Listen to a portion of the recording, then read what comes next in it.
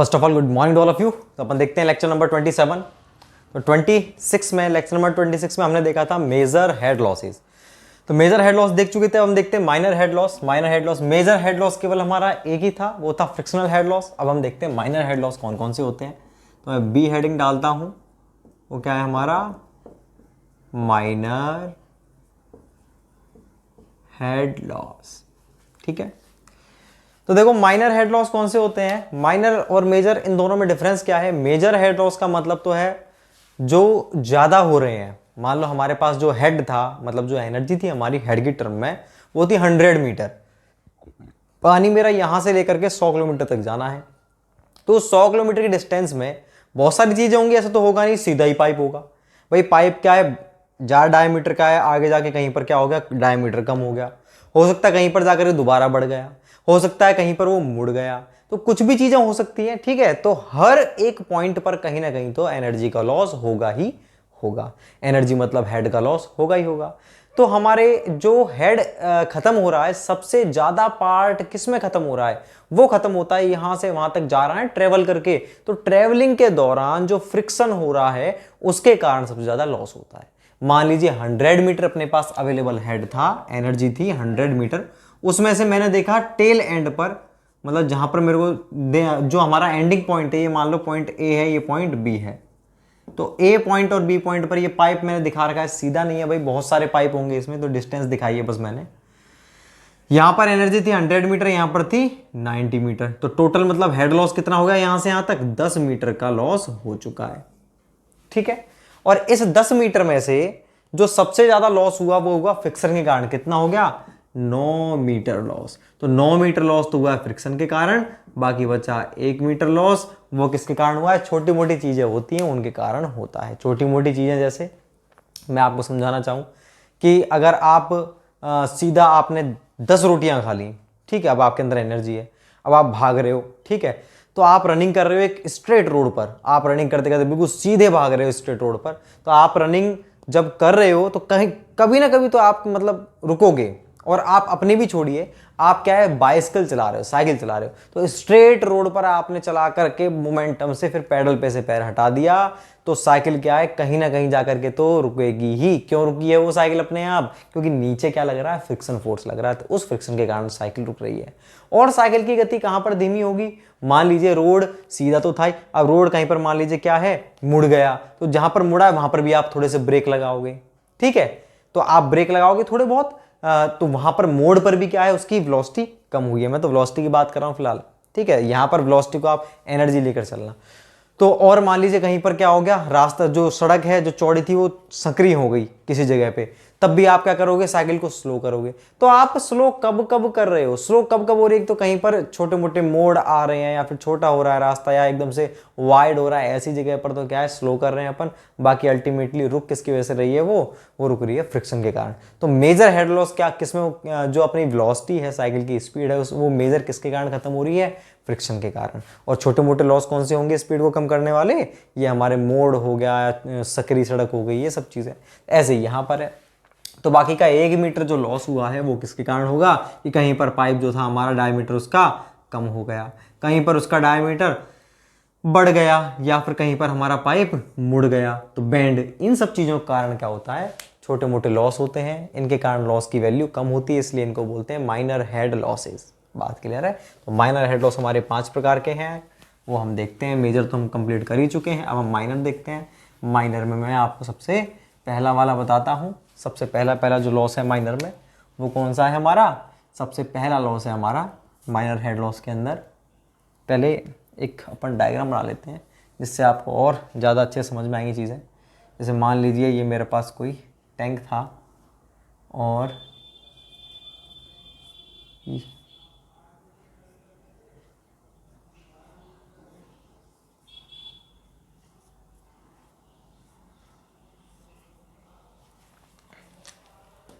ये यहाँ तक पानी भरा हुआ है, तो इसके पास इतनी एनर्जी है। ठीक है, ये इसका सेंटर है। ठीक है, अब देखिए ये आपको दिख रहा है सेक्शन, ये सेक्शन, इसको मैं दे देता हूँ नंबर 1। एक ये सेक्शन है नंबर 2, एक ये सेक्शन है नंबर 3 और एक ये सेक्शन है, ये मेरा एंडिंग पॉइंट है नंबर 4।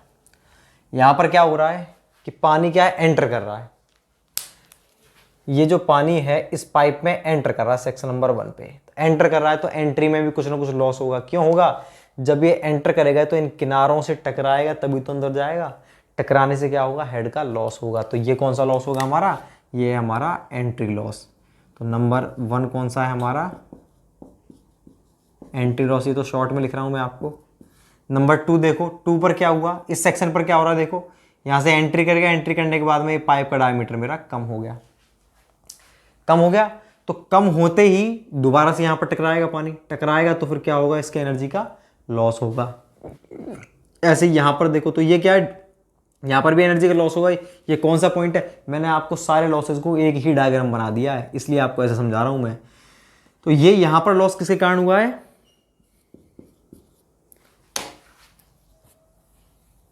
सडन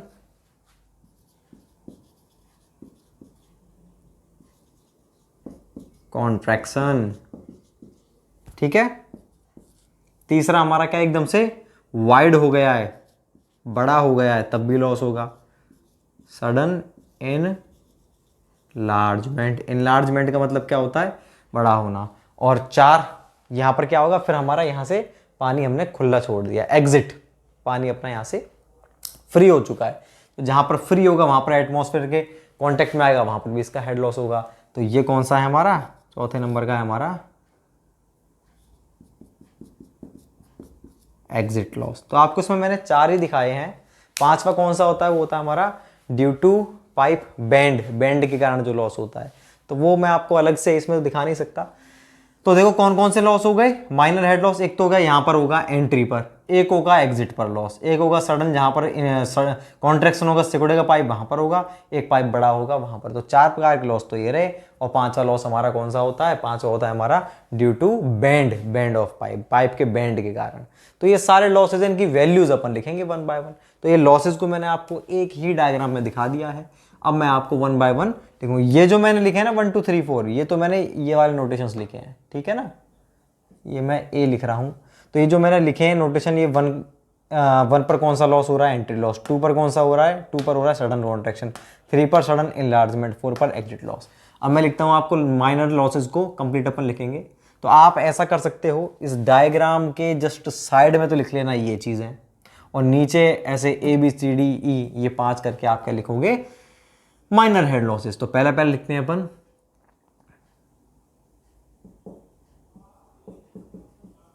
एंट्री लॉस, ठीक है। तो एंट्री लॉस जो होता है हमारा,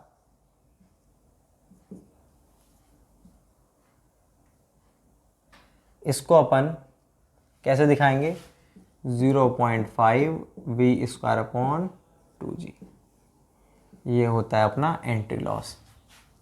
यहां पर V आपको पता है और G आपको पता है ही। B होता है हमारा कौन सा लॉस,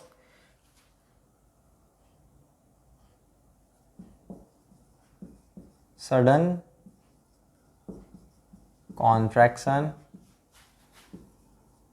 लॉस। H C से दिखा देते हैं, ये होता है अपना 1/cc - 1 का whole square V² upon 2G। या तो ये, नहीं तो इसकी जो, ये समझा देता हूं अभी आपको।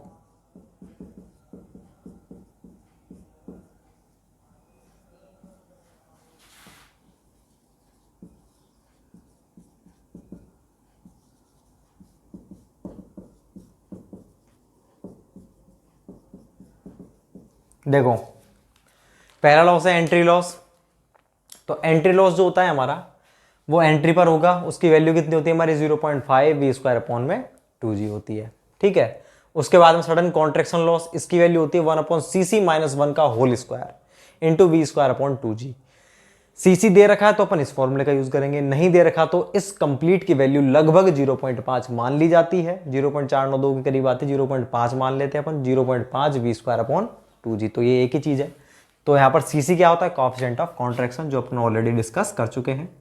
उसके बाद फिर अपन देखते हैं सडन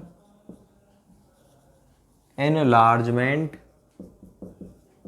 लॉस, ये कौन सा होता है?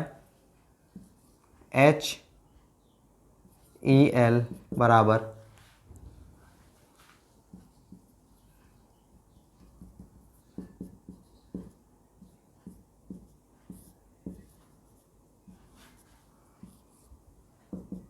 सबसे इंपॉर्टेंट ये वाला है, क्यों है बताऊंगा अभी।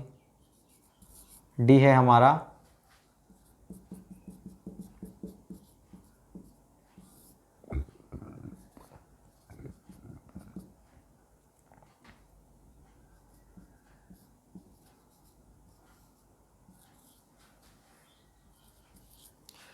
तो ये जो हमारा डी आपको दिख रहा है, डी कौन सा? ये है सडन इनलार्जमेंट लॉस, जो सी है हमारा सडन इनलार्जमेंट लॉस, ये HEL के द्वारा डिनोट करते हैं। बाकी आप कुछ भी लिखो, डजेंट मैटर। हमें ये पता है सडन इनलार्जमेंट जो लॉस होता है हमारा, वो होता है V1 माइनस V2 का होल स्क्वायर अपॉन 2G। यहाँ पर V1 क्या होगा भाई? देखो इनलार्ज यहाँ पर हो ना, बढ़ रहा है एकदम से, तो इस सेक्शन पर V1 तो होगा, इस सेक्शन से जस्ट पहले की वेलोसिटी, इस सेक्शन के जस्ट बाद की वेलोसिटी क्या है? V2, V1 माइनस V2 का होल स्क्वायर अपॉन 2G। और मैक्सिमम आपसे क्वेश्चंस में यही पूछा जाता है कि sudden minor head loss due to sudden enlargement is expressed by, किसके द्वारा आप इसको दर्शाते हो? तो 4 ऑप्शन मिलते हैं, उसमें रहेगा आपका option number 1 V square upon ये 0.5 V square upon 2G, option 2 रहेगा आपका V square upon 2G, option 3 रहेगा V1 square minus V2 square upon 2G, और ऑप्शन 4 रहेगा V1 माइनस V2 का होल स्क्वायर अपॉन 2G। तो देखो भैया इंपॉर्टेंट क्या है, सब लोग क्या जल्दबाजी में इसको देखना भूल जाते हैं। बस मैंने पढ़ा दिया, देख लिया कि हाँ ये V1 माइनस V2 करके कुछ होता था। वहां जब ऑप्शन दिखेगा ना आपको कि V1 square minus V2 square upon 2G, और एक ऑप्शन रहेगा V1 माइनस V2 का होल स्क्वायर अपॉन 2G, तो आप कंफ्यूज हो जाओगे कि यार इतना तो ध्यान नहीं रखा हमने कि V1 माइनस V2 का होल स्क्वायर था या फिर V1 square minus V2 square upon 2G। दोनों में डिफरेंस होता है भैया। अपना क्या है? V1 माइनस V2 का होल स्क्वायर अपॉन 2G, ध्यान रखना, ठीक है ना। कैसे याद रखोगे? क्योंकि अपना जो जितने भी आ रहे हैं देखो V स्क्वायर टर्म में आ रहे हैं, V वेलोसिटी का स्क्वायर, 0.5 वेलोसिटी का स्क्वायर, और ये भी एक वेलोसिटी होनी चाहिए। तो V1 माइनस V2 एक वेलोसिटी तो आई कुछ ना कुछ निकल के। मान लीजिए इसकी वैल्यू 10 मीटर पर सेकंड है, इसकी 5 मीटर पर सेकंड, तो वेलोसिटी कितनी आई? 5। तो वेलोसिटी का स्क्वायर अपॉन 2G आना चाहिए। तो ऐसा नहीं कि वेलोसिटी का स्क्वायर माइनस वेलोसिटी का स्क्वायर अपॉन 2G, नहीं, V1 माइनस V2 का होल स्क्वायर अपॉन 2G। इसलिए मैंने आपको बोला कि आपको ये अच्छे से याद रखना है। ओके, अब अपन देखते हैं इसे नेक्स्ट क्या है हमारा? लास्ट है हमारा एग्जिट लॉस, हमारा हो चुका है। इसके बाद में बचता है हमारा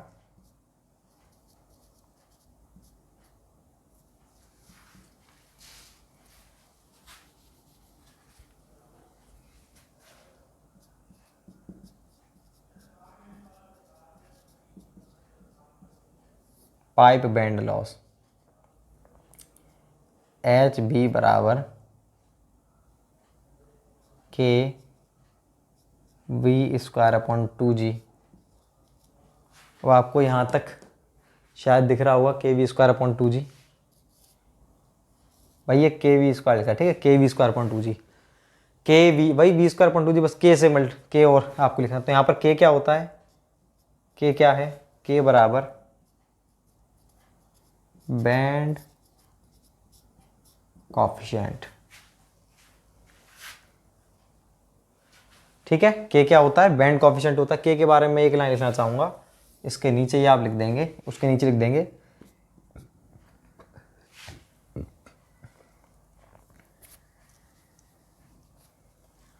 बैंड कॉफिशिएंट, मतलब कि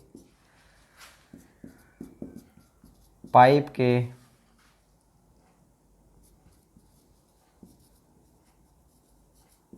बैंड एंगल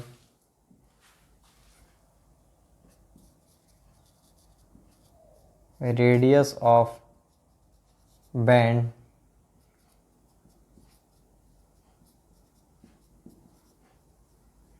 आदि पर निर्भर करता है।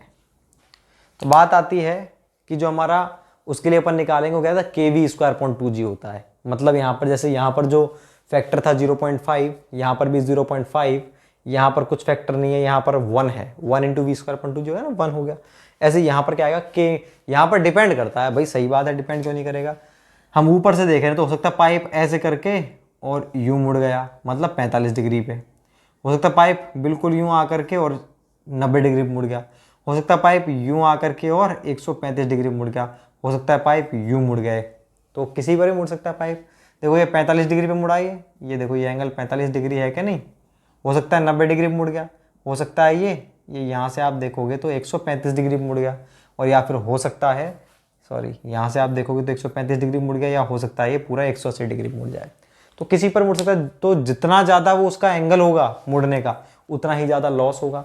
देखो सबसे कम लॉस होगा 45 में, उससे ज़्यादा होगा 90 में, उससे ज़्यादा 135 में, सबसे ज़्यादा लॉस होगा 100, और पूरा पूरा यू शेप में बैंड हो गया ना। तो लॉस जब अलग अलग होंगे तो किस पर डिपेंड कर रहे हैं, एंगल पर, बैंड एंगल पर डिपेंड कर रहे हैं। एक radius of curvature, radius of curvature क्या है, ऊपर से देख रहे हैं अपन तो ऐसे मुड़ रहा है, हो सकता है वो ऐसे मुड़ रहा है, हो सकता है वो यूं मुड़ रहा है, पता नहीं किस तरह से मुड़ रहा होगा वो। तो वो रेडियस पर भी डिपेंड करता है, जितनी शार्प रेडियस होगी उतना ही ज़्यादा लॉस होगा। तो के की वैल्यू किस पर डिपेंड करेगी, इन दोनों ही चीज़ों पर डिपेंड करती है, ठीक है। इसलिए अपन ने वहाँ पर क्या लिखा है, के we square upon 2g। Okay, तो ये होता है हमारा के वी स्क्वायर अपॉन 2g। के क्या है, बैंड कॉफिशेंट होता है। तो ये अपना कंप्लीट हो चुका है, सारी चीज़ें किससे रिलेटेड है, हमारे माइनर हेड लॉस से। अब यहाँ पर मैं आपको एक बात बताना चाहूँगा, आपने अगर नोटिस किया हो एक बात को, किस बात को, कि भाई यहाँ पर हम देख रहे हैं कि एंट्री लॉस हुआ, सडन कॉन्ट्रैक्शन, चाहे कोई सा भी लॉस है इन पांचों में से, मतलब ये जो भी हमारे माइनर हेड लॉस हैं, इनमें से किसी भी माइनर हेड लॉस की बात करूँ तो सब में क्या आ रहा है, V square upon 2g, V square upon 2g into 0.5, V square upon 2g into 0.5, V square upon 2g, ये भी वेलोसिटी है, इंटू में 1, V square upon 2g into में 1, V square upon 2g into में k। इसका मतलब क्या है, चाहे एनर्जी, तो भाई उसके हेड का मतलब क्या होता है, हेड का मतलब एनर्जी, और एनर्जी का मतलब कौन सी एनर्जी, तीनों प्रकार की एनर्जी। तीनों प्रकार की कौन कौन सी एनर्जी भाई उसके पास, एक तो है काइनेटिक, पोटेंशियल, ठीक है, और एक कौन सी उसके पास, एलिवेशन, डेटम एनर्जी। तो तीनों प्रकार के उसके पास जेड है, प्रेशर एनर्जी है, काइनेटिक एनर्जी है, pressure P upon rho g, V square upon 2g, और जेड, तीनों एनर्जी है। लेकिन जो एनर्जी में लॉस होता है वो केवल और केवल कौन सी एनर्जी का होता है, वो होता है काइनेटिक एनर्जी का, ठीक है। अब आपको ध्यान में आया कि मैं आपको बाइसिकल के बारे में क्यों बता रहा था, क्योंकि साइकिल से मैं इसलिए याद कर रहा था, आपको साइकिल जब आप चला रहे हो, आपने पैडल छोड़ दिए, तो उसकी क्या चीज कम होती है, वेलोसिटी। आप मूव कर रहे हैं तो फ्रिक्शन के कारण, चाहे मोड़ के कारण, देखो सारी चीज आ गई इसके अंदर, चाहे सड़क सिकुड़ रही है कॉन्ट्रैक्ट के, किसी भी चीज पर, किसी भी सेक्शन पर, केवल किस में लॉस हो रहा है, उसकी स्पीड में, स्पीड मतलब काइनेटिक एनर्जी में। इसलिए देखो यहाँ पर जो भी माइनर हेड लॉस होते हैं किसके टर्म में होते हैं, केवल काइनेटिक एनर्जी के टर्म में, मतलब काइनेटिक हेड में ही लॉस होगा, बाकी ना तो प्रेशर एनर्जी आपकी रिड्यूस होगी, ठीक है, और ना ही आपकी जो दूसरी एनर्जी है डेटम एनर्जी, वो दोनों रिड्यूस नहीं होगी, ये आपकी रिड्यूस होती है इन टर्म्स ऑफ काइनेटिक है। तो आप इसको उतार लो, इसके बाद फिर अपन और नेक्स्ट चीज़ देखते हैं। मैं इसे मिटाता हूँ भाई। अब अपन देखेंगे कि कुछ फॉर्मूले हैं, कुछ इक्वेशंस हैं, दो इक्वेशन है इंपॉर्टेंट इक्वेशन, जो हमारी हेड लॉस से रिलेटेड है। कौन से head loss, frictional head loss, ठीक है। ये सारे माइनर थे, इन सब में जो भी लॉस होगा ना टोटल, वो 1 मीटर, जो अपना एग्जांपल था, इन सब के कारण जो लॉस होगा टोटल 1 मीटर होगा, और उस अकेले के कारण 9 मीटर लॉस होगा। ये सीन है आपके मेजर और माइनर का।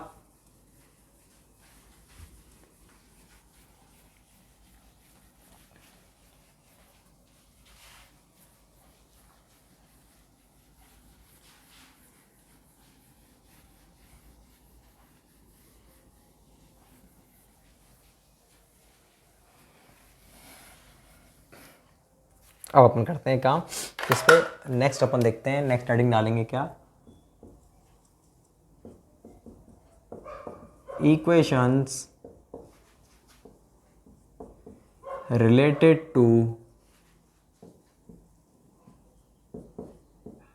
Head loss. हेड लॉस से रिलेटेड कौन सी इक्वेशन होती है, तो भैया हमारी पहली इक्वेशन है चेजीज इक्वेशन।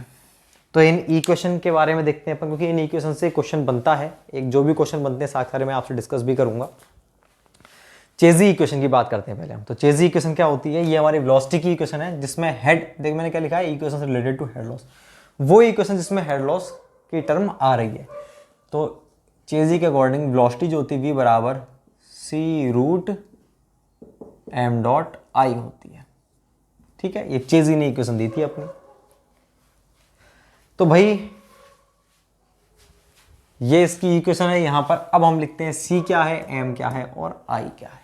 यहां पर जो, अब आप सोच रहे होंगे सर इसी इक्वेशन में हेड लॉस तो आ ही नहीं रहा, आप तो पागल बना रहे, इसमें हेड लॉस तो आ ही नहीं रहा। आपने लिखा कि equation related to head loss, head loss related कौन कौन सी इक्वेशन है।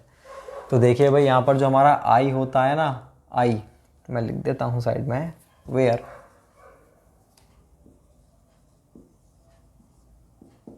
आई बराबर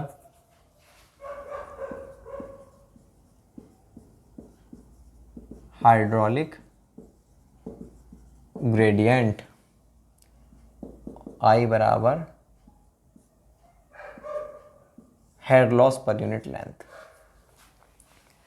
यूनिट लेंथ पर कितना हेड लॉस हो रहा है, जो हमने एग्जांपल देखा था कि 100 मीटर में जो टोटल लेंथ थी 100 मीटर थी, 100 मीटर में जो हेड लॉस हो रहा है कितना, 10 मीटर हो रहा है। तो 1 मीटर में कितना हो रहा है, 0.1 मीटर। 1 मीटर में कितना हो रहा है, 0.1 मीटर हेड लॉस हो रहा है। तो पॉइंट टोटल लेंथ में कितना हेड लॉस हो रहा है, 10 मीटर हेड लॉस हो रहा है। कितनी लेंथ में, 100 में।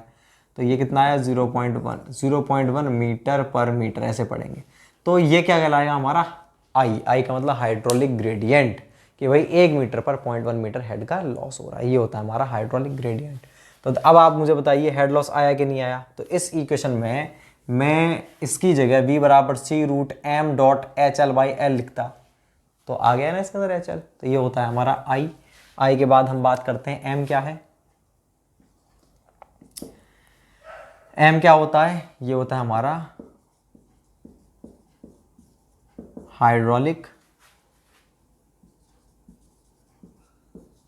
मीन डेप्थ, शॉर्ट में इसको बोलते हैं HMD। दूसरा नाम होता है इसका हाइड्रोलिक रेडियस। और m किसके बराबर होता है, m जो होता है हमारा, ये होता है, इसका कंफ्यूजन भी दूर कर लीजिए,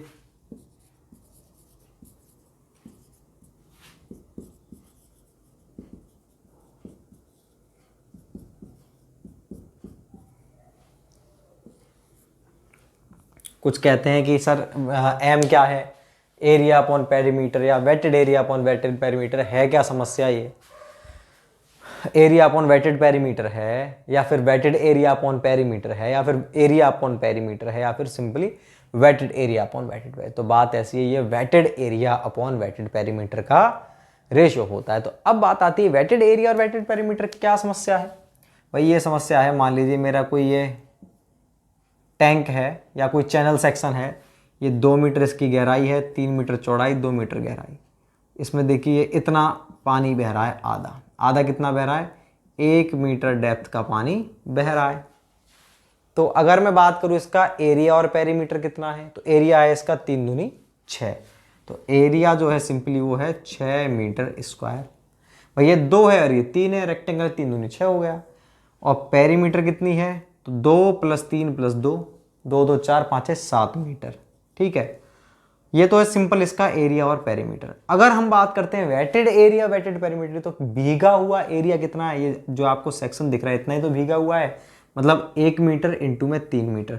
तो वेटेड एरिया की बात करूं तो ये हो गया मेरा 3 मीटर स्क्वायर।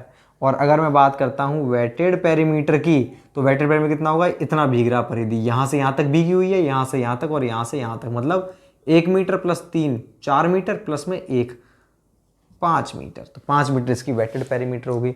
तो अपना यहाँ पर रेशियो अगर देखें तो रेशियो अपना क्या आएगा, wetted area upon wetted perimeter, मतलब इस एग्जांपल के अकॉर्डिंग 3/5 मतलब 0.6।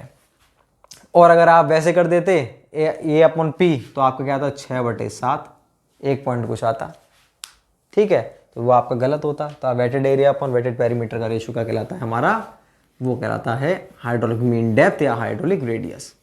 एक और होता है भैया हाइड्रोलिक, अब इसको भी कंफ्यूज मत कर लेना कि हाइड्रोलिक मीन रेडियस बोल दिया HMR, नहीं, हाइड्रोलिक मीन रेडियस अलग ही चीज़ होती है, हाइड्रोलिक डेप्थ अलग ही चीज़ होती है, वो फर्दर बताऊंगा आपको ओपन चैनल फ्लो के अंदर।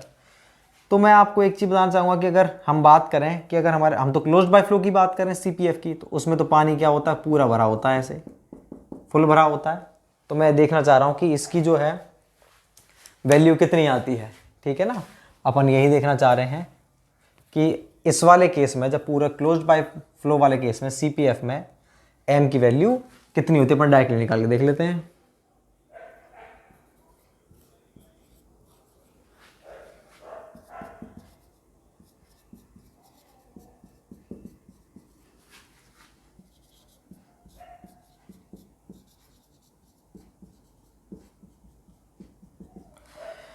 m की वैल्यू देख रहे हैं अपन, सर्कुलर पाइप है और क्या बह रहा है, फुल डेप्थ पर बह रहा है, मतलब CPF की बात कर रहे हैं अपन। पानी ऐसे है, ये इसका डायामीटर है, तो m क्या होता है, A/P होता है। वेटेड एरिया क्या हो गया, पूरा एरिया हो गया वेटेड, π/4 d²। पेरीमीटर, ये पेरीमीटर क्या है, इसकी वेटेड है, क्या होती है 2πr या फिर πd। तो अब आप देखो, पाई से पाई कैंसिल, एक डी से एक डी कैंसिल, तो क्या बच गया d/4। तो अब ये जो टर्म आई है आपको याद रखनी है, क्या याद रखनी है, कि अगर हमारा जो क्लोज्ड बाय फ्लो होता है, मतलब पाइप के अंदर पूरे पूरे में पानी बह रहा है, उस वाले केस में जो हमारी m की वैल्यू होती कितनी होती, d/4। अब आपको डायरेक्टली याद रखनी है d/4। अब आप करने नहीं बैठोगे, ये वहाँ करने बैठ रहे हैं अपॉन पी कर, कैसे नहीं, और क्वेश्चन आएगा तो डायरेक्ट d/4 मुझे याद है, मैं ऑप्शन लगा दूंगा d/4। तो सिंपल हो गया थोड़ा सा। तो देखो भाई, सिंपल सी बात है, मैंने आपको इक्वेशन लिखवाई थी चेज़ी की, उसमें मैं v के बारे में डिस्कस कर चुका हूँ आपसे, सॉरी i के बारे में डिस्कस कर चुका हूँ, i क्या होता है, m के बारे में डिस्कस कर चुका हूँ, ठीक है, m ये होता है, और m से रिलेटेड जो भी चीज़ थी अपन वो लिख चुके हैं। अब अपना क्या बच गया, c के बारे में बात करते हैं अपन, ठीक है। अपन बात करते हैं c के बारे में। c बराबर चेज़ी कांस्टेंट। और चेज़ी कांस्टेंट क्या होता है, देखो मैंने जिस सीक्वेंस में लिखा है वही चीज़ बता रहा हूँ मैं आपको। पहले तो मैं लिखता हूँ कि भाई आई होता क्या है, हाइड्रोलिक ग्रेडियंट। कैसे कैलकुलेट करते हैं, मैथमेटिकली ऐसे। ऐसे ही मैंने एम के बारे में, एम होता क्या है, हाइड्रोलिक मीन डेप्थ या हाइड्रोलिक रेडियस। कैसे कैलकुलेट करते हैं, ऐसे करते हैं। उससे रिलेटेड जो चीज़ थी वो मैंने लिख दी। ऐसे ही सी के बारे में, सी क्या होता है, चेज़ी कांस्टेंट। कैसे याद करते हैं इसको याद करते हैं अपन gamma upon F dash. F dash वही है भाई जो हमने डार्सी-वेसबैक की इक्वेशन बनाई, डेवलप करी थी ना, वहां पर एफ डैश लिखवाया था, frictional resistance per unit area per unit velocity, F dash, वही एफ डैश है ये। अब मैं तो इसको एफ डैश को कैपिटल एफ की टर्म में डिनोट करना चाहता हूँ, तो कैसे करूँगा, मुझे मालूम है क्या होता है वो, कैपिटल एफ की टर्म में क्या होता है, रो एफ अपॉन 8, ठीक है, यही तो होता है अपना। तो बराबर रूट गामा की वैल्यू क्या होती है, रो जी,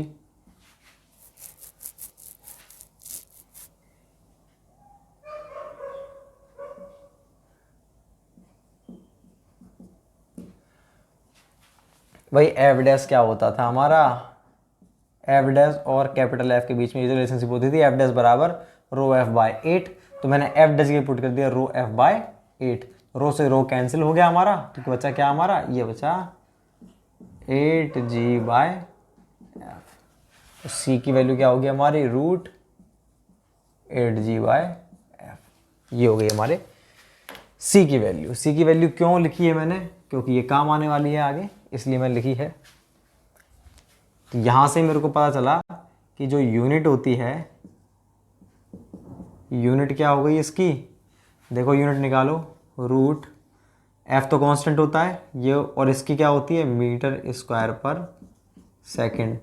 मीटर स्क्वायर से ये कैंसिल हो गया हमारा, तो ऊपर तो बच गया, सॉरी मीटर पर सेकंड नहीं, मीटर पर सेकंड स्क्वायर, मीटर पर सेकंड स्क्वायर बराबर मीटर की पावर 1/2, और ये स्क्वायर से कट ही गया हमारा, केवल सेकंड बचा पर सेकंड।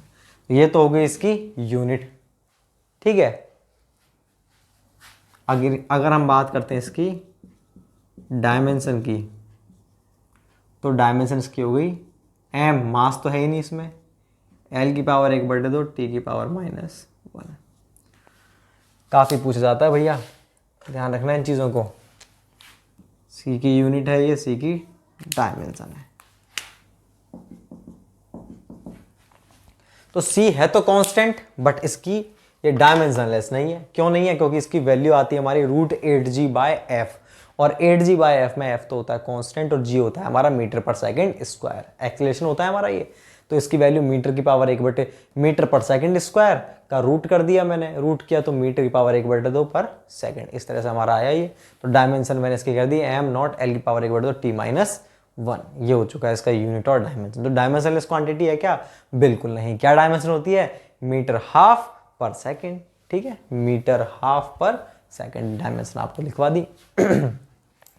तो ये थी हमारी पहली equation related to head loss. दूसरी जो इक्वेशन होती है हमारी, अब हम दूसरी इक्वेशन लिखते हैं।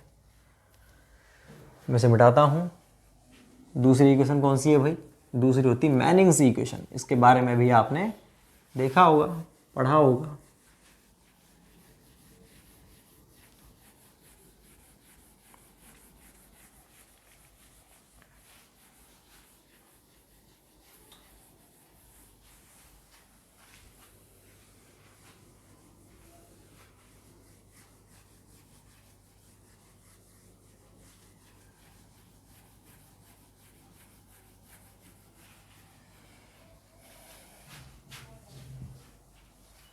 हम दूसरी लिखते हैं।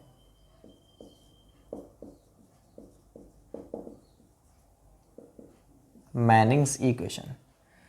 तो मैनिंग इक्वेशन में हमारी वेलोसिटी की है,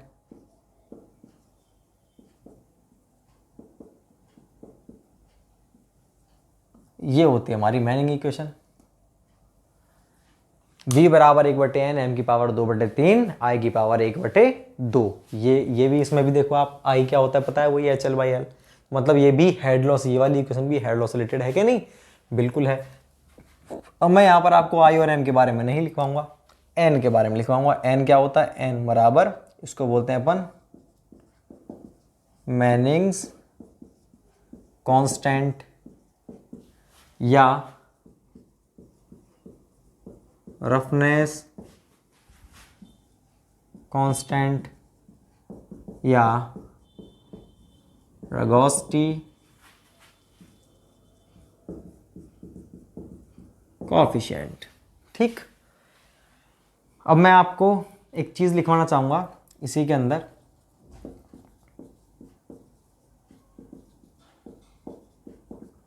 relationship between C and N। जो हमारा C और N है, एक सेकेंड,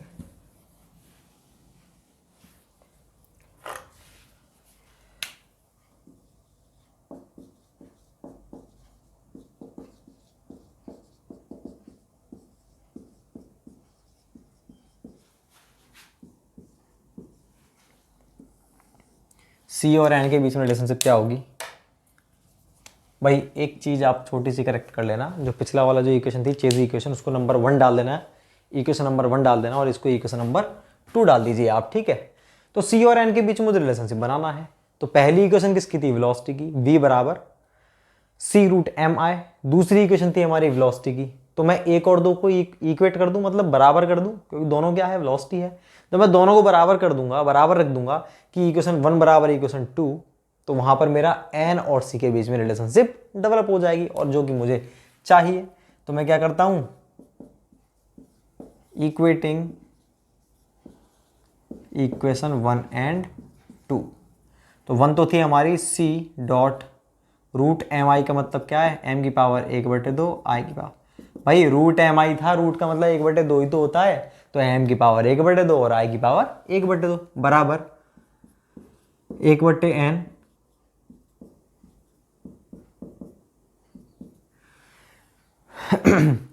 तो आपको दिख रहा है c बराबर ये होता है।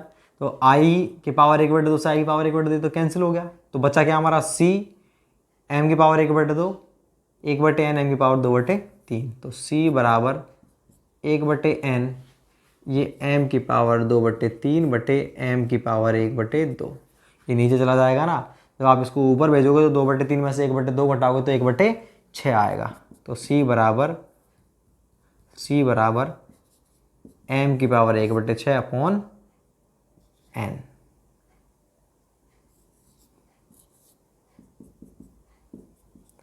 मोस्ट इंपॉर्टेंट रिलेशनशिप है ये हमारी कि जो c और n के बीच में, तो c और n के बीच में क्या रिलेशनशिप होती है, c और n के बीच में c बराबर m की पावर 1/6 अपॉन में n, ये होता है। ठीक है, अब अगर हम बात करते हैं किस चीज़ की, m क्या होता है हमारा, एरिया अपॉन पेरीमीटर, एरिया होता है मीटर स्क्वायर अपॉन में मीटर, तो m की यूनिट भी क्या होती है हमारी, मीटर में होती है। और इसकी मुझे तो इसकी यूनिट निकालनी है, मुझे n की यूनिट निकालनी है, c बराबर ये होता है ना, मुझे n की यूनिट निकालनी है। तो n की यूनिट कैसे निकालूंगा, इसको साइड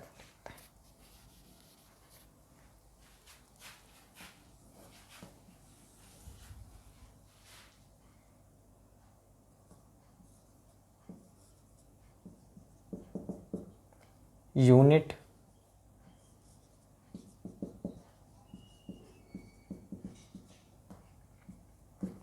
तो n की यूनिट निकालनी है मुझे, n को इधर भेज देता हूं और c को इधर भेज देता हूं, या इसको ऐसा ही कर देते हैं अपन,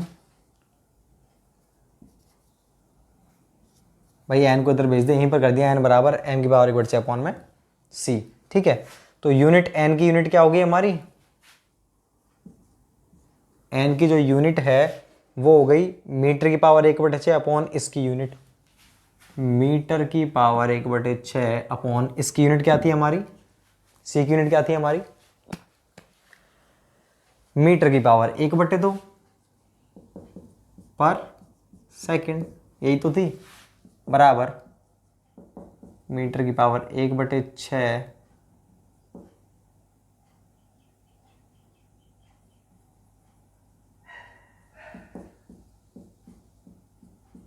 सेकेंड अपॉन में 1/2।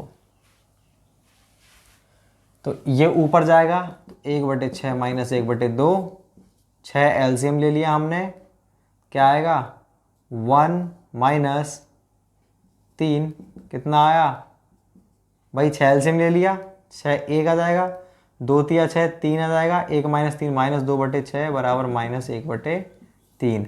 मतलब ये हो गया हमारा m की पावर तो माइनस 1/3 इंटू सेकेंड, यही तो हो गया।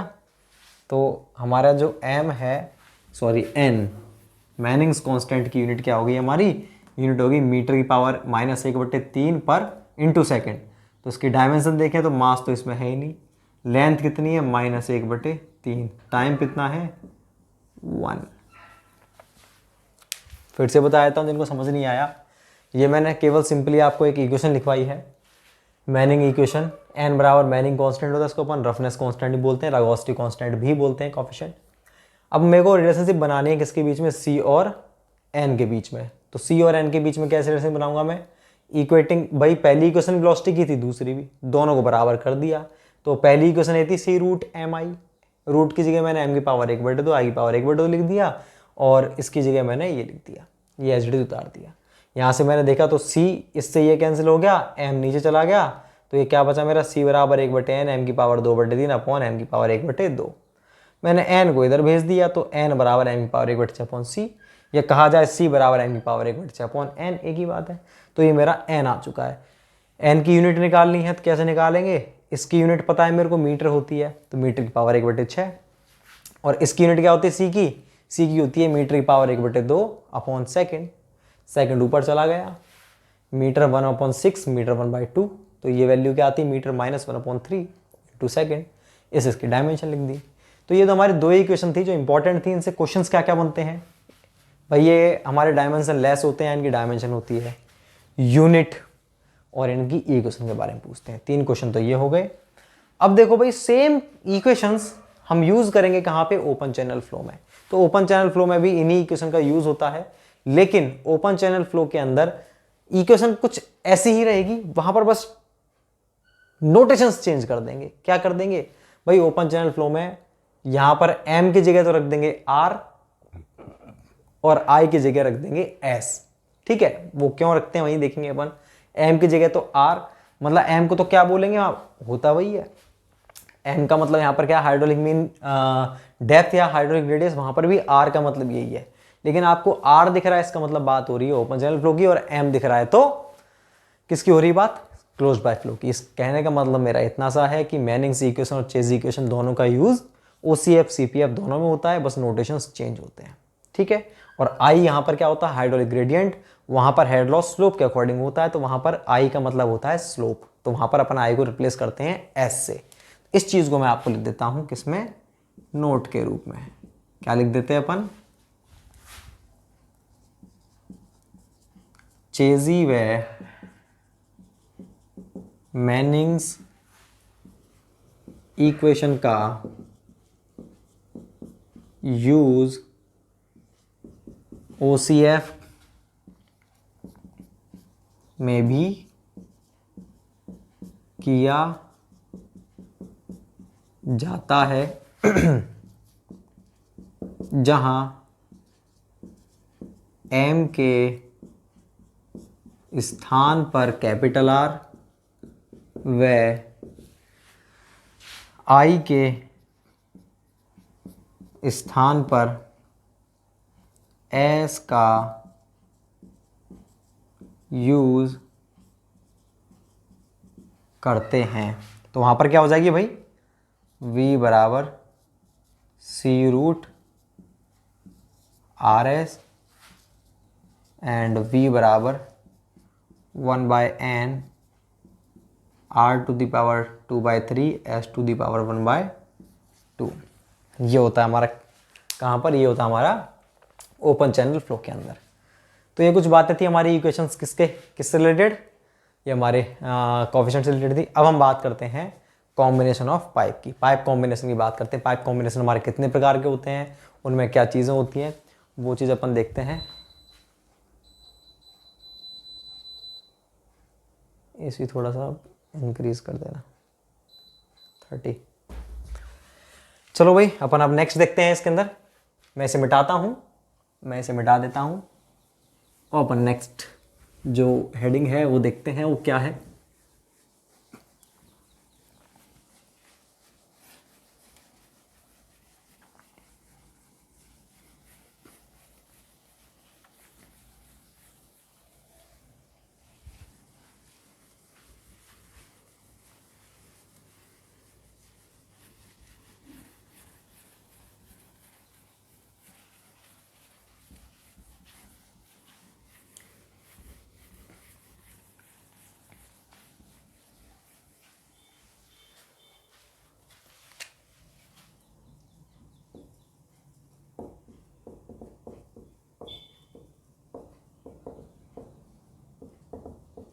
पाइप कॉम्बिनेशन,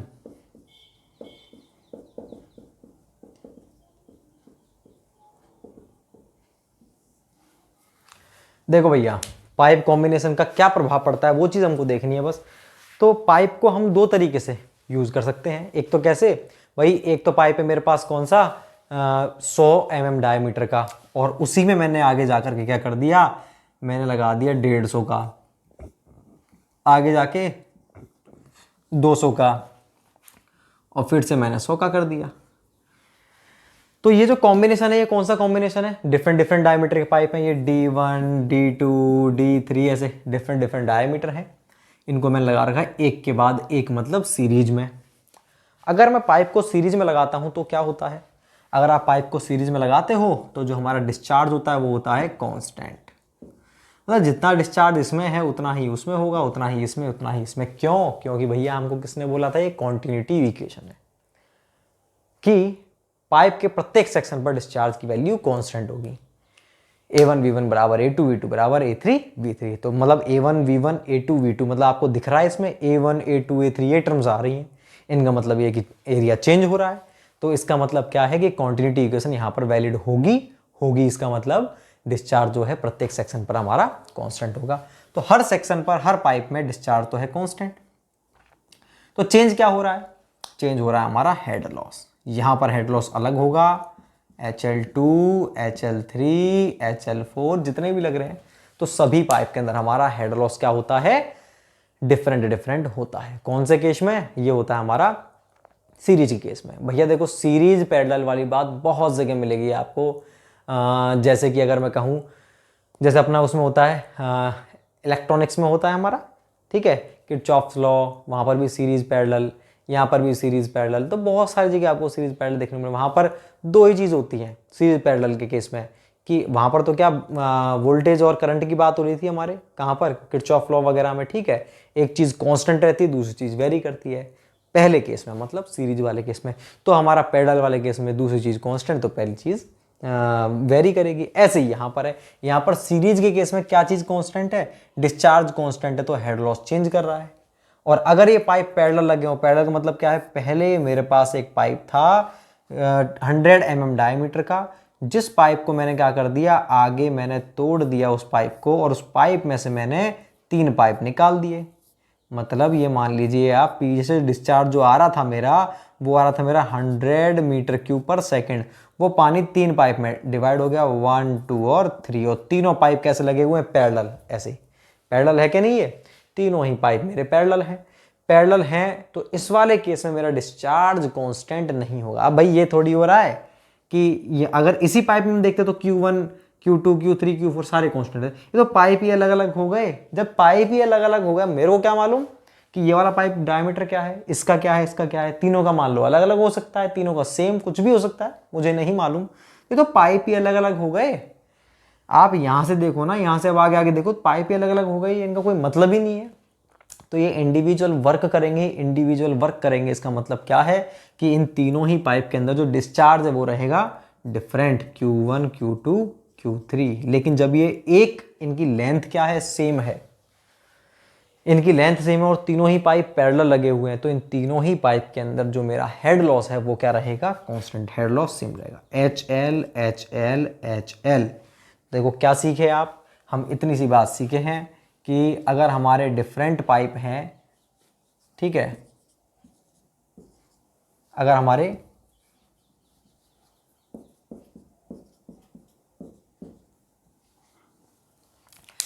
दो कॉम्बिनेशन हमारे पास पाइप के, या तो हम सीरीज में लगा रहे हैं मतलब एक के बाद एक, या हम पैरेलल लगा रहे हैं। सीरीज में लगा रहे हैं तो डिस्चार्ज कांस्टेंट होता है, हेड लॉस चेंज। अगर पैरेलल में है तो डिस्चार्ज चेंज है, हेड लॉस कांस्टेंट। ये हमारी थीम है। पहला पॉइंट तो आपको यही याद रखना है कि सीरीज में क्या होता है और पैरेलल में क्या होता है। अब दूसरी बात, और एक चीज़ और आती इक्विवेलेंट पाइप। तो पहले चलो मैं इसके बारे में थोड़ा सा लिखवा देता हूँ, ठीक है, उसके बाद अपन इक्विवेलेंट पाइप के बारे में डिस्कस करेंगे। वो बहुत अच्छी चीज़ है।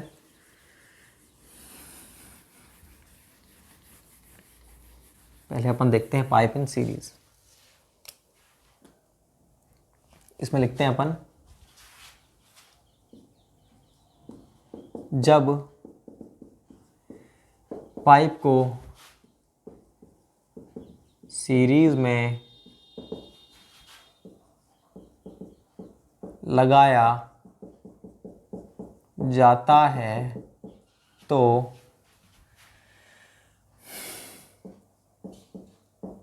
प्रत्येक पाइप में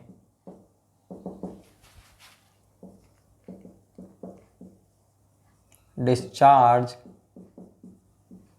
कांस्टेंट रहता है,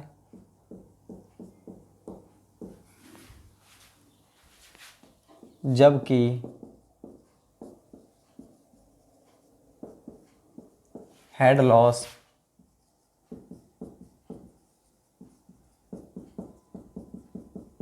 डिफरेंट होता है। मतलब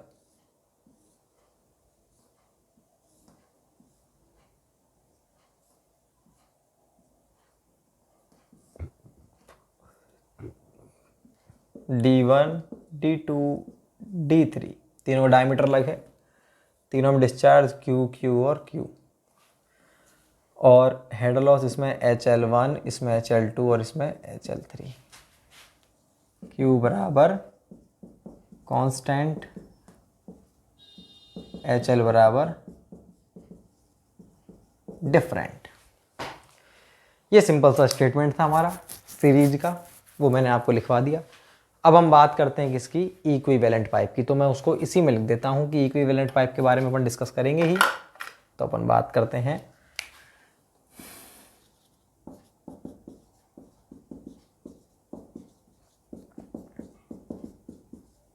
इक्विवेलेंट पाइप, इसी के अंदर है ये हेडिंग सब हेडिंग, ठीक है ना।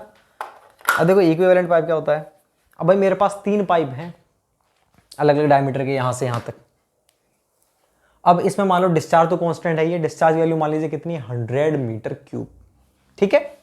डिस्चार्ज कितना है, वो है 100 मीटर क्यूब, वो तो कांस्टेंट है तीनों पाइप में। हेड लॉस मान लो इसमें है 2 मीटर, इसमें 3 मीटर और इसमें है 1 मीटर, कितना हो गया, 2 + 3 + 1 6 मीटर। तो हेड लॉस मेरा जो टोटल है वो है 6 मीटर। कुल मिला के बात इतनी सी है कि मुझे ए पॉइंट से बी पॉइंट तक टोटल लेंथ मान लीजिए, इसकी लेंथ है 2 मीटर, इसकी लेंथ है मेरी 100 meter, 200 meter, 100 meter, 400 meter length है। एल बराबर, मैं ऐसे लिख देता हूँ इसको, 2 + 3 + 1 बराबर 6 मीटर। लेंथ है इनकी, पहले की 100, दूसरे की 200, तीसरे की 100 बराबर 400 मीटर। अब आपको समझ, तो ये टोटल हेड लॉस है ये 6 मीटर, टोटल लेंथ है इसकी 400 मीटर। तो मुझे तो कोई मतलब नहीं था, मेरे को तो मतलब डिस्चार्ज और हेड लॉस से था कि मैं अलवर से पानी छोड़ रहा हूँ और जयपुर तक। पाइप की टोटल लेंथ जितनी भी थी इतनी थी, टोटल लेंथ जितनी भी थी मैंने 400 मीटर लिख रखी। भाई 400 मीटर डिस्टेंस नहीं है, बहुत ज़्यादा डिस्टेंस है अलवर जयपुर के बीच में। एक एग्जाम 2 पॉइंट का एग्जाम्पल चल रहा है, मान लीजिए मैं यहाँ पर किसी एक स्थान से दूसरे स्थान तक पानी पहुँचा रहा हूँ और इन दोनों पॉइंट के बीच की दूरी 400 मीटर टोटल। 3 तरह के पाइप लगा रखे हैं, तीनों का डायमीटर अलग अलग है, और उसमें जो हेड लॉस हो रहा है टोटल वो हो रहा है 6 मीटर टोटल हेड लॉस। मैंने दूसरे इंजीनियर से कहा कि भाई मेरे को एक पाइप लगा दो आप, बस सिंगल पाइप, एक सिंगल पाइप लगा दो यहाँ से यहाँ तक, मतलब इसका जिसकी लेंथ कितनी हो 400 मीटर, तो और उसका डायमीटर क्या हो कांस्टेंट। यहाँ से यहाँ तक का एक पाइप लगा दिया, उसका डायमीटर डी है, देखो एक ही पाइप है, मतलब डायमीटर कांस्टेंट होगा एक पाइप का, मतलब लेंथ कितनी है इसकी, एल बराबर 400 मीटर।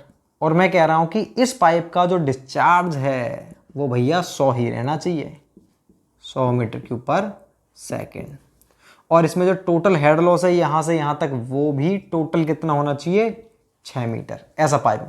तो अगले ने क्या किया, एक पाइप ऐसा वहाँ पे प्लेस कर दिया और उसका डिस्चार्ज उतना ही था, 100 मीटर क्यूब पर सेकेंड। हेड लॉस कितना था, 6 मीटर, उतना ही था जितना इन तीनों का टोटल था, उतना ही हेड लॉस था, उतना ही डिस्चार्ज था इस पाइप से, और इसकी लेंथ भी 400 मीटर उन तीनों पाइप के योग के बराबर थी। और तो इन दोनों में अंतर क्या है, अंतर केवल डायमीटर का। इसमें 3 पाइप लग रहे थे अलग अलग डायमीटर के, इसमें केवल एक ही पाइप लग रहा है सिंगल डायमीटर का।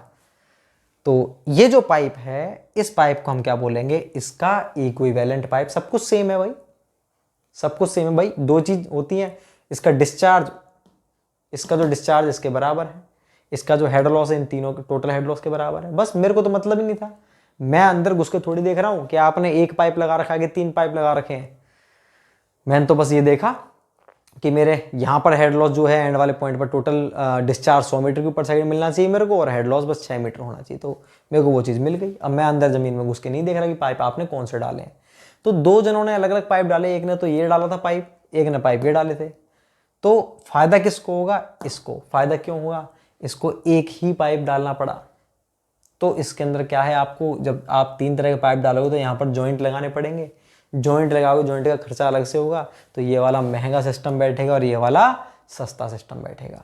तो यहाँ पर रुपए बच गए नहीं बच गए। तो इस तरह के पाइप को, इनका यूज तो यही होता है जो मैंने आपको बताया रुपए बचाने में। और इस तरह के पाइप को अपन क्या बोलते हैं, इक्विवेलेंट पाइप। तो इक्विवेलेंट पाइप कौन से हो गए, ये कांस्टेंट डायमीटर का, इसका डायमीटर कांस्टेंट है भाई, डायमीटर निकालना पड़ता है अपन को। कैसे निकालेंगे वो भी अपन देखेंगे अभी, कि ये कांस्टेंट डायमीटर का वो पाइप होता है जिसका डिस्चार्ज और टोटल हेड लॉस सीरीज में लगे सभी पाइप के टोटल हेड लॉस और डिस्चार्ज के बराबर होता है। तो ये इस पाइप को अपन क्या बोलेंगे, इक्विवेलेंट पाइप बोलेंगे। तो अब इक्विवेलेंट पाइप के लिए अपन इक्वेशन भी लिखेंगे, कैसे अपन इक्वेशन बनाते हैं, कि किस तरह से अपन इसका डायमीटर निकाल पाएँ, वो अपन देखते हैं। तो ये आपको मेरे हिसाब से क्लियर हो गया होगा क्या होता है इक्विवेलेंट पाइप, और दूसरी बात इसका यूज़ क्या होता है। ठीक है, अपन इसके बारे में लिखते हैं।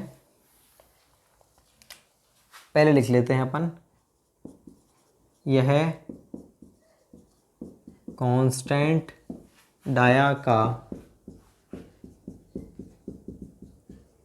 वो पाइप होता है जिसका डिस्चार्ज व हेड लॉस कॉमा सीरीज में लगे पाइप्स के डिस्चार्ज व टोटल हेड लॉस के बराबर होता है। जिसका डिस्चार्ज व हेड लॉस सीरीज में लगे पाइप्स के डिस्चार्ज व टोटल हेड लॉस के बराबर, टोटल हेड लॉस के बराबर होगा भाई HL1 plus HL2 plus HL3, ठीक है ना। तो अब अपन इसकी इक्वेशन डेवलप करते हैं, उसको मैं इसके नीचे करता हूं, वो भी लिख लेते हैं एक लाइन। चलो, इसकी लेंथ सीरीज में लगे पाइप्स की टोटल लेंथ के बराबर होती है, ठीक है। अब अपन इसकी इक्वेशन डेवलप करेंगे। मैं इसे मिटाता हूं, आप इसको उतारो, मैं इसे मिटाता हूं।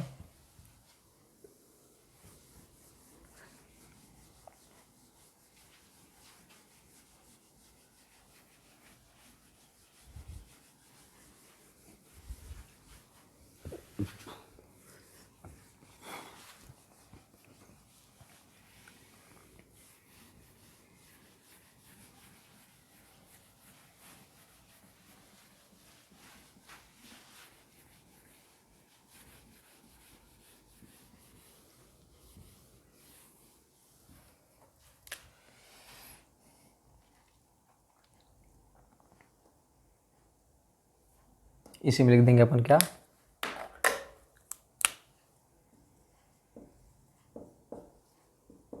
Equation of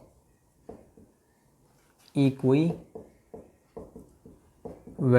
pipe in series case. Series वाले केस में अपन बात करते हैं।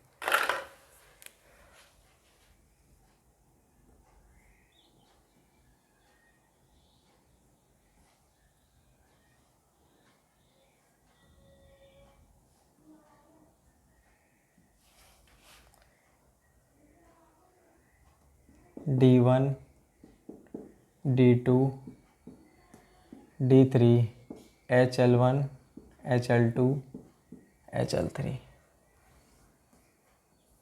ये है इसका D बराबर कांस्टेंट और HL बराबर HL1 plus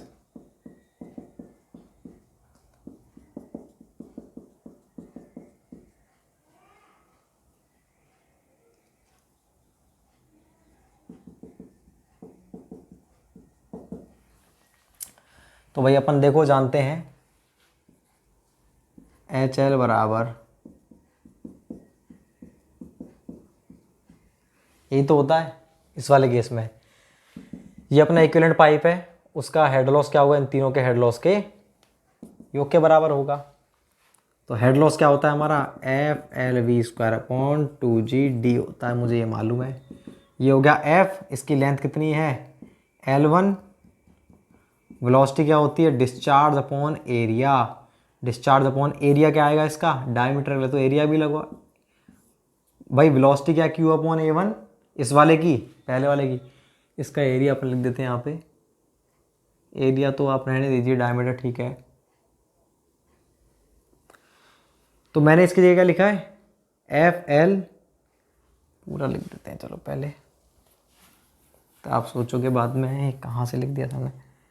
FL1V1 square upon 2GD1 plus में FL2V2 square upon 2GD2 FL3V3 square upon 2GD3। अब मैं इसको बाफिकेट कर देता हूँ।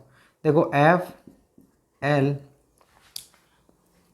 इस पूरे के पूरे में से एफ और 2g तो कॉमन आ जाएगा यहाँ से एफ अपॉन 2g, तो एफ अपॉन 2g से पूरा पूरा एफ अपॉन 2g मेरा कैंसिल, मतलब ये F upon 2g F upon 2g ये सारे कैंसिल हो जाएंगे। यहाँ पर केवल क्या बचेगा, यहाँ बचेगा अपना L V square upon D, L V square upon D बराबर L one V one square upon D one L two V two square upon L three D three. इतना हो गया। अब आगे का देखो एल वी को अपन, अभी देखो एल को तो अपन चेंज कर नहीं सकते ना, डी को अपन आगे बढ़ा सकते, वी को अपन लिख सकते हैं एल इनटू में वी क्या होता है, डिस्चार्ज अपॉन एरिया का स्क्वायर। भाई वी का स्क्वायर है ना, वी होता है discharge upon area, square upon में डी बराबर एल वन डिस्चार्ज क्या है इसका भी क्यू, ए वन का whole square upon D plus L two Q upon A two का square upon D, D one D two L three Q upon A three का whole square upon. भाई देखो discharge क्या है, सब में ही constant है, इसलिए डिस्चार्ज से डिस्चार्ज कट जाएगा हमारा। यहाँ बचेगा एल अपॉन में ए स्क्वायर डी बराबर एल वन अपॉन में A one square D one plus L two upon में A two square D two L three upon में A three square D three. L upon में pi by four, area क्या होता है pi by four D square होता है, उसका भी स्क्वायर है, देखो ए स्क्वायर इंटू में डी, एल वन अपॉन में area pi by four D one का स्क्वायर, उसका भी स्क्वायर इंटू में डी वन, यही तो होगा, प्लस में एल टू अपॉन में pi by four D two के स्क्वायर का स्क्वायर इंटू में डी टू प्लस में एल थ्री अपॉन में pi by four D three square का डी थ्री। तो यहाँ से देखो पाई बाई फोर का स्क्वायर कंप्लीट कट जाएगा क्योंकि कॉन्स्टेंट है सब में। यहाँ तो बचा एल अपॉन में डी स्क्वायर का स्क्वायर क्या हो गया, D to power four into में डी बराबर एल वन अपॉन में यहाँ से डी वन स्क्वायर का स्क्वायर क्या हो गया, डी वन की पावर चार इंटू में D plus L two upon में डी टू की पावर चार इंटू में D D two, L three upon में डी थ्री का इस पावर चार इंटू में डी थ्री। तो ये क्या बचा मेरा, एल बराबर डी की पावर पाँच बराबर एल वन अपॉन में डी वन की पावर पाँच प्लस में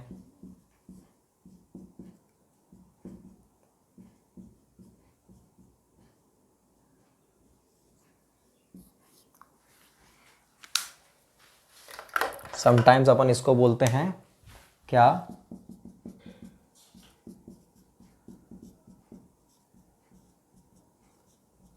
ड्यूपिट्स इक्वेशन। इक्वेशन बहुत इंपॉर्टेंट है ये।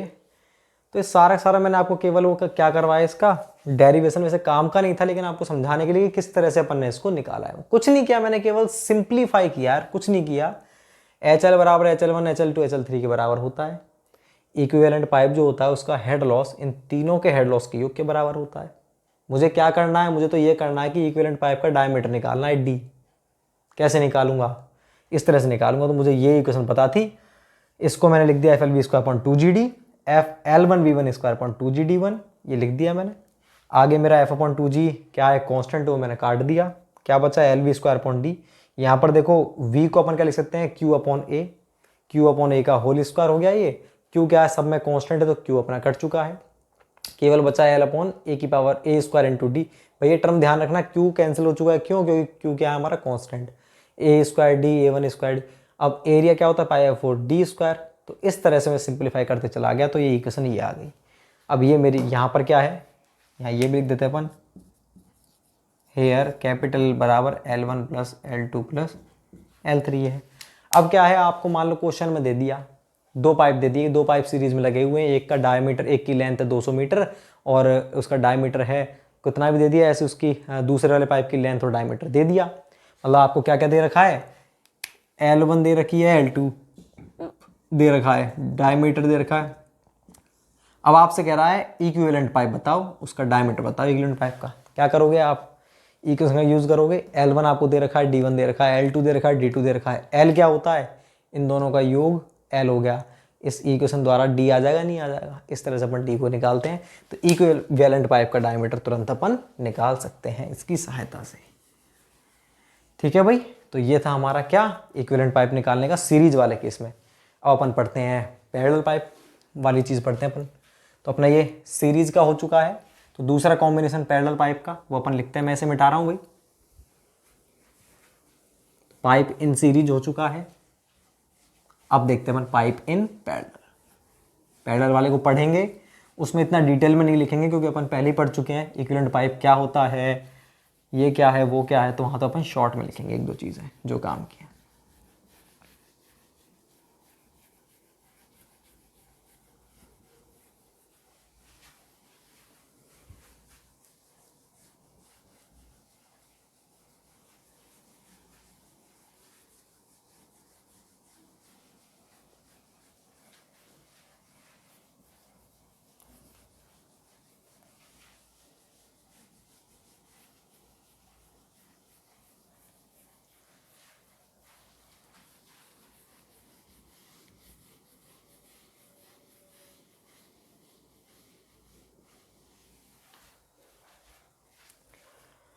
अपन देखते हैं जो बी है हमारा, वो है क्या, बी या टू जो भी है मुझे ध्यान नहीं है। जो पाइप इन सीरीज में था ना, अगर वो 1 था तो इसको 2 कर लेना, ए था तो बी कर लेना। पैरेलल में होता है तो क्या होता है, तो जब पाइप पैरेलल में होते हैं तो डिस्चार्ज तो रहता है हमारा डिफरेंट और हेड लॉस क्या रहेगा, सेम। ये लाइन अपन लिख देते हैं, जब पाइप को पैरेलल में लगाया जाता है तो पाइप में हेड लॉस सेम रहता है, जबकि डिस्चार्ज डिफरेंट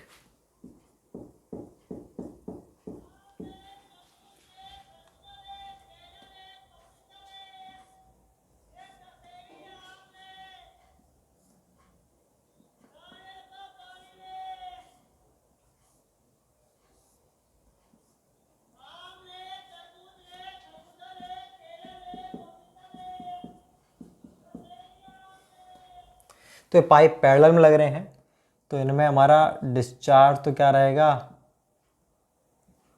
डिफरेंट, और हेड लॉस क्या रहेगा, सेम। यहाँ लिख देते हैं Q बराबर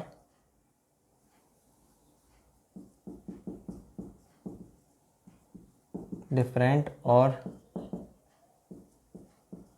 सेम। तो ये हमारा कौन सा केस था, पैरेलल पाइप का केस। अब अपन इसके अंदर वही इक्विवेलेंट पाइप, ये तीन तीन पाइप लग रहे हैं, इनकी जगह मैं कोई एक ऐसा पाइप लगाना चाहता हूँ जिसका डायमीटर कांस्टेंट हो, ठीक है, और डिस्चार्ज हेड लॉस भी क्या हो, कांस्टेंट हो। तो वो हमारा क्या हुआ, इक्विवेलेंट पाइप। लेकिन मैं आपको जो इक्वेशन लिखवाऊंगा ना, वो लिखवाना चाह रहा हूँ कौन सी वाली, कि जब ये तीनों के तीनों जो लग रहे हैं ना, इन तीनों का डायमीटर सेम हो। पैरेलल पाइप तो है लेकिन पैरेलल में भी तीनों का डायमीटर सेम हो, तो फिर इक्विवेलेंट जो हमारा पाइप है उसका डायमीटर कितना होगा, उस वो सिंगल एक इक्वेशन से अपन निकाल लेंगे। तो उस हेडिंग को ध्यान से समझना, क्या है, क्या है,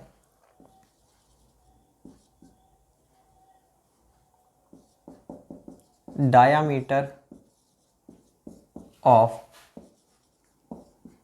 इक्विवेलेंट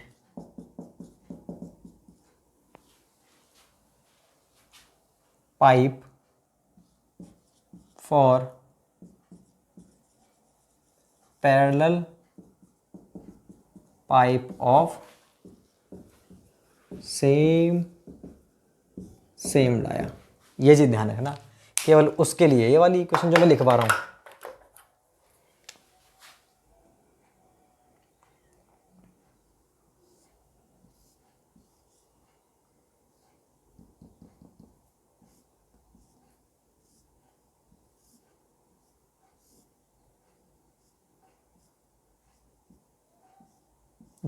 तीन पाइप दिख रहे हैं आपको, ये इसका डायमीटर डी, इसका डी और इसका डी, ठीक है। तो ये है मेरे पैरेलल पाइप, और ये है क्या, इसको स्मॉल डी लिखो, ये है इक्विवेलेंट पाइप। इसका डायमीटर कितना है, D, Q and H L R same as parallel pipe. ये इक्विवेलेंट पाइप है।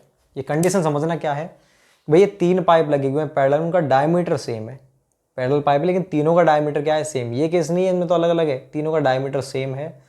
इस केस में मैं एक इक्विवेलेंट पाइप देखना चाह रहा हूँ, उसका डायमीटर, इसका डायमीटर डी होगा, कुछ भी होगा इसका डायमीटर।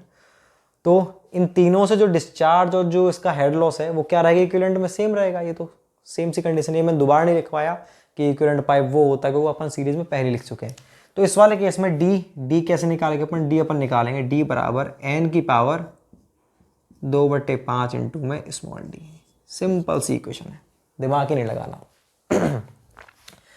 यहां पर एन क्या है, एन तो है नंबर ऑफ पैरेलल पाइप, और डी क्या है, डायामीटर ऑफ पैरेलल पाइप, और कैपिटल डी क्या है, डायामीटर ऑफ इक्विवेलेंट पाइप, ठीक है। तो अब आप ये समझ लीजिए एक बार, अगर मान लीजिए हमारे पास चार पाइप हैं, दोनों चारों का डायमीटर है 100 mm 100 mm 100 mm 100 mm, या तीन पाइप है, तीनों का डायमीटर 100 mm है, पैरेलल में लग रहे हैं, और इन तीनों पाइप में जो हेड लॉस हो रहा है वो हो रहा है हमारा टोटल कितना, 10 मीटर, और डिस्चार्ज है 10 मीटर क्यूब पर सेकेंड। तो मैं चाह रहा हूं कि इन तीनों की जगह, जिनका डायमीटर कितना था हमारा 100 mm था, इन तीनों की जगह, इन तीनों पाइप की जगह मैं केवल एक पाइप लगाऊं जिस पाइप में डिस्चार्ज कितना हो 10 मीटर क्यूब पर सेकंड और हेड लॉस 10 मीटर हो। हेड लॉस कितना हो, 10 मीटर हो, मतलब Q and H L R same as parallel pipe, ऐसा होना चाहिए। तो इसका डायमीटर कैसे निकालूंगा, कुछ नहीं करना, उसका डायमीटर निकालने के लिए डी बराबर एन की पावर 2/5 इंटू में डी। एन क्या है, कितने पाइप लग रहे थे पैरेलल में सेम डायमीटर के, 3 लग रहे थे, तो 3 की पावर 2/5 इंटू में डी। पैरेलल पाइप जो थे जो सेम डायमीटर के थे, उनका डायमीटर कितना था 100 mm, इंटू में 100 mm। आ गया मेरा आंसर। जो भी वैल्यू आएगी वो क्या है, इक्विवेलेंट पाइप का डायमीटर है। क्लियर है, सिंपल था। मान लो यहाँ पे 5 पाइप लग रहे थे पैरेलल में, पांचों का डायमीटर सेम था, इक्विवेलेंट पाइप का डायमीटर चाहिए, तो 5 की पावर 2/5 इंटू में डी। ऐसे करेंगे तो ये लिख दिया मैंने, एन क्या, number of parallel pipe, small D diameter of parallel pipe, capital D diameter of equivalent pipe. तो ये अपना कंप्लीट हो चुका है पाइप कॉम्बिनेशन। तो अब इस यूनिट के अंदर 2-4 टॉपिक और हैं 6th के अंदर, जैसे हमारा एक तो हुआ ग्रेडियंट लाइंस जो हुई हमारी एनर्जी लाइंस, उनको पढ़ेंगे हम, ठीक है, TEL HGL जिसके बारे में आप जानते हो। एक हमारा पढ़ेंगे साइफन के बारे में, पावर ट्रांसमिशन के बारे में पढ़ेंगे, और वाटर हैमर। इन चारों टॉपिक्स को पढ़ेंगे नेक्स्ट लेक्चर में। Thank you so much.